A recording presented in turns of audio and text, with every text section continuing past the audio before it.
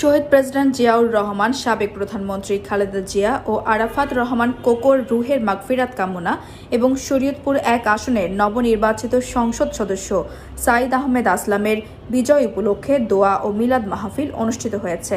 সোমবার ১৬ ফেব্রুয়ারি ২০২৬ বাদ আসর শরীয়তপুর পৌরসভার ৫ নম্বর ওয়ার্ডের উত্তর বালুচড়া এলাকায় শরীয়তপুর পৌরসভা যুবদলের সাধারণ সম্পাদক নুরুজ্জামান ব্যাপারীর নিজ বাড়িতে এ অনুষ্ঠানের আয়োজন করা হয়।